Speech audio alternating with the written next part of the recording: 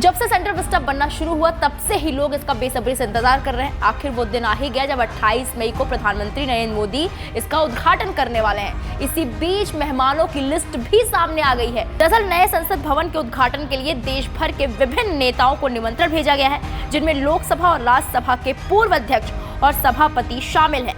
दोनों सदनों के सांसदों को भी निमंत्रण भेजा गया है। प्रधानमंत्री नरेंद्र मोदी और लोकसभा अध्यक्ष ओम बिरला 28 मई को नए संसद भवन को राष्ट्र को समर्पित करेंगे। अब सवाल उठता है कि नए संसद भवन के उद्घाटन में कौन कौन शामिल हो रहा है। तो इसकी लिस्ट जारी हुई है, आइए आपको ग्राफिक्स के माध्यम से दिखाते हैं। मीडिया रिपोर्ट्स के मुताबिक सभी राज्यों और केंद्र शासित प्रदेशों के सभी मुख्यमंत्रियों को निमंत्रण भेजा जा चुका है। दोनों सदनों के मौजूदा सदस्यों के अलावा लोकसभा के पूर्व अध्यक्ष और राज्यसभा के पूर्व सभापति को भी निमंत्रण भेजा गया है।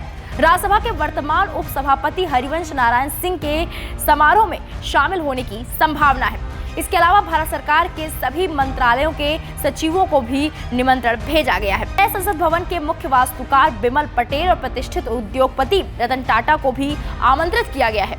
सेंट्रल विस्टा को लेकर एक सवाल ये भी उठ रहा है कि नए संसद भवन के निर्माण का किस कंपनी को ठेका मिला। तो बता दें कि टाटा प्रोजेक्ट्स ने नए संसद भवन के निर्माण का ठेका हासिल किया था, जो केंद्र की सेंट्रल विस्टा पुनर्विकास योजनाओं का एक हिस्सा था।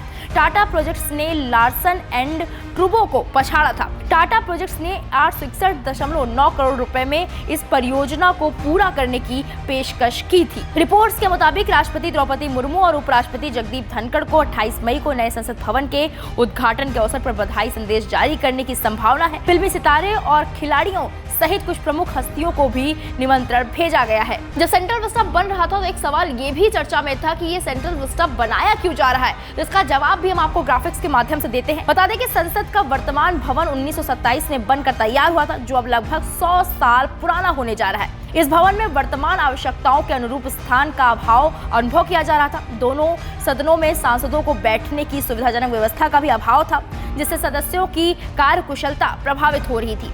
इन सब बातों को ध्यान में रखते हुए लोकसभा और राज्यसभा दोनों ने प्रस्ताव पारित कर सरकार से संसद के लिए एक नई इमारत बनाने का आग्रह किया।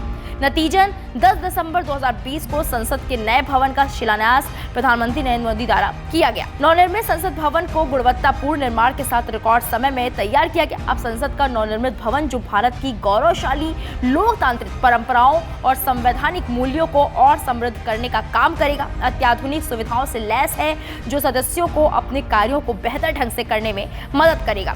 नए संसद भवन से 888 सदस्य लोकसभा में बैठ सकेंगे। साथ ही साथ आपको ये भी बता दें कि संसद के वर्तमान भवन में लोकसभा में 543 जबकि राज्यसभा में 250 सदस्यों के बैठने का प्रावधान है। भविष्य की आवश्यकताओं को ध्यान में रखते हुए संसद के नवनिर्मित भवन में लोकसभा में 888 सदस्यों और राज्यसभा में 384 सदस्यों की बैठक की व्यवस्था की गई है। दोनों सदनों का संयुक्त सत्र लोकसभा चैम्बर में होगा। इस पूरे मामले को लेकर आपकी क्या राय है, कमेंट सेक्शन में जाकर हमें जरूर बताएं। वीके न्यूज, राष्ट्र के नाम।